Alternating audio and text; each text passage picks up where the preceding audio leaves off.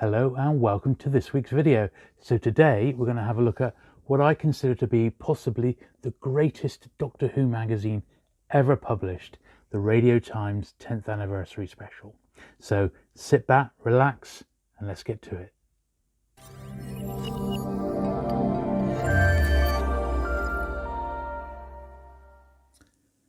So here we have perhaps the most iconic Doctor Who magazine ever published. The Radio Times have long had a tradition of promoting Doctor Who, and for the 10th anniversary in 1973, this was no exception. So they went all out, and Doctor Who had had many Radio Times covers up to this point, but they went all out and got basically a 10th anniversary special. Now, certainly in the 80s, in the early 80s, when I was really getting into Doctor Who and exploring the history of the programme and the merchandise that got produced, the 10th anniversary special was of legendary rarity. This is long before the days of the internet and eBay, and even Doctor Who specialist mail order dealers were a little thin on the ground. So anyone who actually had a copy of the 10th anniversary special was pretty special. I remember one of the chaps in our Doctor Who local group had a beat up copy that he'd had at the time. This is not my original one. I picked mine up in 1975 at the Longleat Doctor Who exhibition, and that copy's long gone. However, it just shows that even after this was on the newsstand for the anniversary year, a load of copies went to the early years of the certainly at the Longleat, and almost certainly at the Blackpool exhibition as well. You could still buy this key magazine. So what we'll do then, apart from the fantastic jacket by Pertwee, with Pertwee on there, we'll just work our way through this.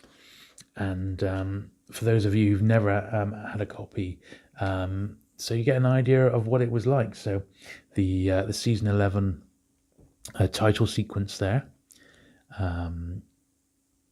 There we are. This Radio Times special to mark the 10th anniversary of the Doctor Who BBC TV's adventure series, which is followed by 9 million dedicated addicts. Well, I would say it's probably a bit more than 9 million these days. Certainly, it's much more worldwide. Well, let's just work through. So, obviously, about the regeneration.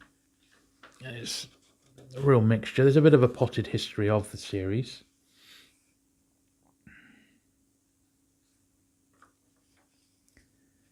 And here we are year by year.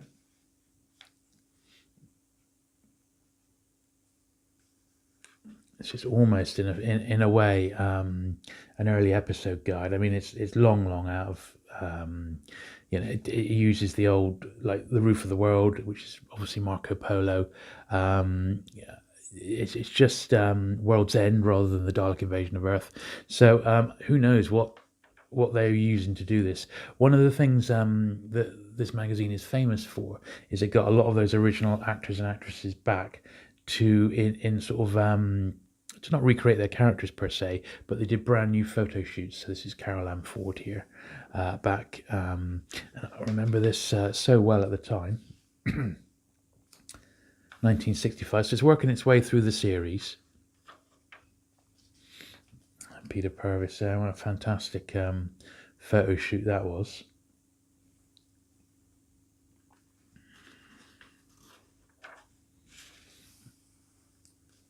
'66.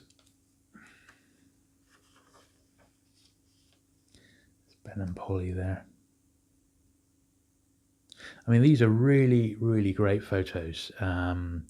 They obviously put some real time and effort into these, getting the original costumes back as well. It's so good.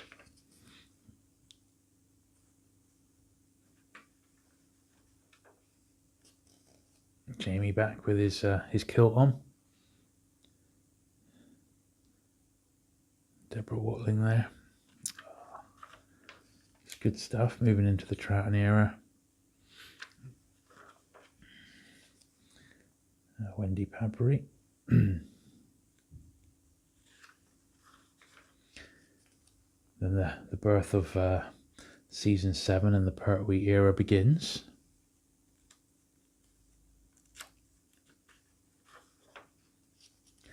Fantastic shot there of Nick Courtney and Caroline John. Absolutely fantastic. I just love that one. It's brilliant. 72, 73. Obviously the great Frank Bellamy artwork. I mean, what a magazine this is. It's just superb. Absolutely fantastic. And this from the Green Death, of course. Katie Manning and her screen husband there. Then we got Liz Sladen. And this was the most up-to-date season then. I remember this spread by Terry Nation, and that was the first time I'd ever seen this now famous photo shoot of Terry Nation in his home with his Daleks around him. Just fantastic, that one. Absolutely fantastic. And then I remember this absolutely vividly. This the beautiful illustrated short Dalek story by Terry Nation. And I always remember the text. It was against this yellow background. This is what I remember as a 6-year-old. Fantastic. And the artwork was really distinctive, sort of 70s style artwork. Just fantastic. Really, really good. I remember the story being excellent as well.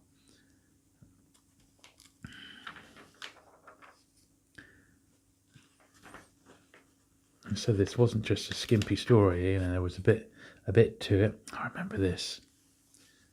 And you can see the style, the artwork style is very reminiscent of this airbrush style of sci-fi book jackets and magazine covers of the time. So remember this really well. And let's not forget this was a Terry Nation original. Then the classic How to Build a Dalek. So this got many a Dalek built, and just incredible, really. Told you all the bits that you would need to make the Dalek. 24 polystyrene balls, 6 ball bearings, and many a Dalek were made on the back of this. Approximate total cost £15. So if you could make a Dalek for 15 quid nowadays, full size, would you make one? I think you probably would, yeah. And just look at this. How incredible is that? It was a bit sort of Blue Peter, I guess, in a way. And now you've made the Dalek. Turn over leaf and read how the behind-the-scenes professionals bring Doctor Who to the screen. And then there's little painting instructions for which particular Dalek you would like. I quite like this brown one with the orange spots. That would be quite a nice one, wouldn't it? And then there's behind-the-scenes. So, you know, you've got a bit with Dudley Simpson there, the music engineer, and some of the other, Terry Walsh, the Pertwee stunt double of the time. John Scott Martin. I mean, fantastic. Everyone involved in the show had a little hand with this one. And there we are. Now, copies of this, in this sort of, I would say this is almost like a 9 out of 10. It's a hardly tiny little bit of edge wear, but it's really a particularly nice copy. Perhaps £25–30, maybe a little bit more. However, the BBC did re-release it in 2007. No, earlier than that. I think it was around 2002. And it was a mail order one. And I think it was about £7 to buy them. So you might be able to find the reprinted one as well. However, that's pretty much almost as expensive as an original. So why bother with the reprint when you could get the original magazine from 1973. Certainly one of the highlights of my Doctor Who collection. I love it. It's got a lot of nostalgia connected to it, and the actual content is fantastic. It's a little inaccurate with the episode guide, but highly recommended. So there you go. I hope you've enjoyed having a look through this classic Doctor Who magazine. It certainly is, well, fantastic in my opinion. So please don't forget, if you wouldn't mind, give this video a thumbs up and subscribe for more Doctor Who content in the future. And I'll see you soon. Thanks for watching. Bye.